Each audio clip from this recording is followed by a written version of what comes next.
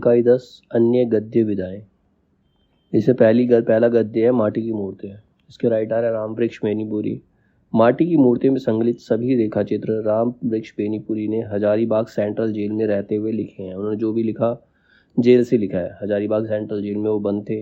इन रेखा चित्रों में राम वृक्ष बेनीपुरी ने अपने जीवन के उन चुनिंदा लोगों के बारे में लिखा है जो उनके अत्यंत प्रिय थे, जिनके बारे में वो जानते थे।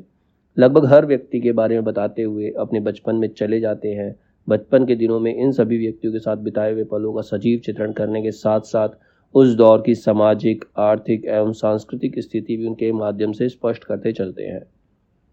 इन रेखा चित्रों के माध्यम से हर व्यक्ति के जीवन एवं चरित्र के श्वेत श्याम पक्षों को दिखलाते हुए, मतलब हर व्यक्ति के जीवन में कुछ पॉजिटिव चीजें होती हैं, कुछ नेगेटिव चीजें होती हैं, उन्होंने सब चीजों के बारे में बताया और उन्हीं चीजों को दिखाते हुए मानवीय एवं नैतिक पक्षों को अधिक उभारा गया है कि उनके अंदर क्या क्या गुण हुआ करते थे, मनुष्य को कैसा होना चाहिए और कैसा नहीं होना चाहिए, ये बताने का उन्होंने प्रयास किया है।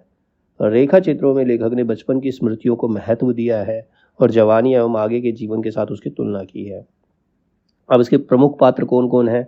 रजिया गांव की एक मुसलमान चूड़ीहारिन की लड़की है और लेखक की बचपन की दोस्त है। दूसरा है बलदेव सिंह, लेखक के गांव के जाने माने पहलवान और सबसे जिंदा दिल आदमी है। तीसरा कैरेक्टर सरजू भैया, लेखक के मुंह बोले बड़े भाई हैं। मंगर, यह हलवाहा यानी कि किसान है जो हल चलाता है। यह हलवाहा जो अपने काम के लिए कई गाँव में मशहूर था।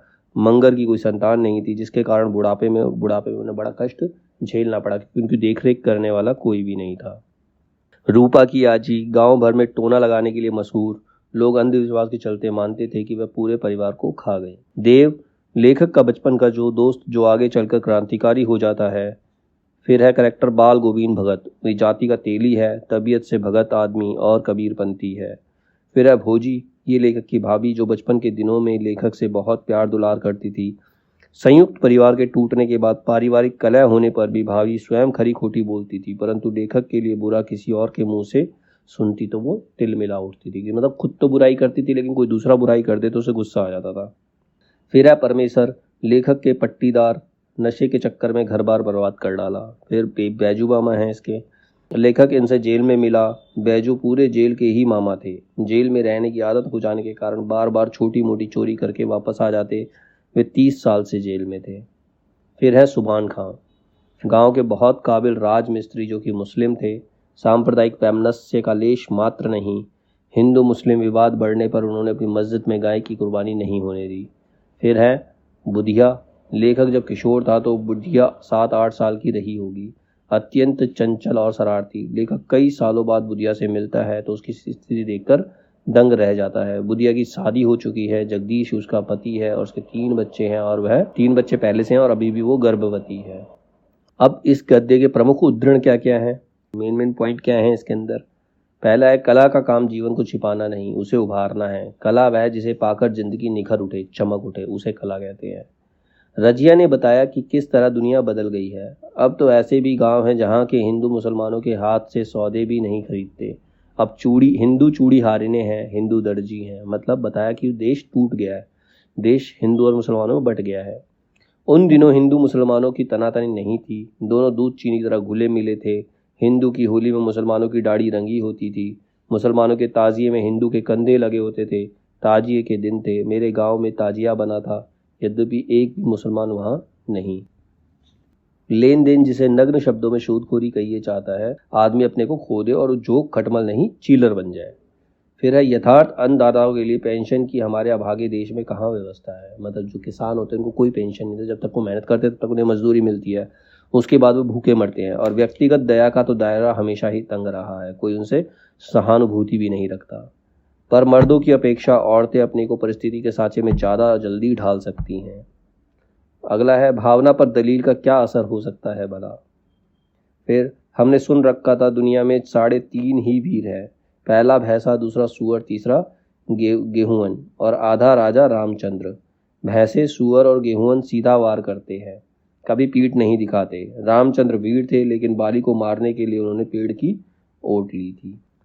तेली, जिसका मुंह देखने के बाद यात्रा सफल नहीं होती, ऐसी व्यवस्था दे रखी थी हमारे समाज ने। बेटे के क्रियाक्रम में तूल नहीं किया, पतोहू से ही आग दिलाई उसकी। किंतु ज्यों ही श्राद्ध की अवधि पूरी हो गई, पतोहू के भाई को बुलाकर उसके साथ कर दिया, यह आदेश देते हुए कि इसकी दूसरी शादी कर देना। ये उनकी नई सोच का प्रमाण है। भारतीय परिवार में भोजी का वही स्थान है जो मरुभूमि में ओएसिस का।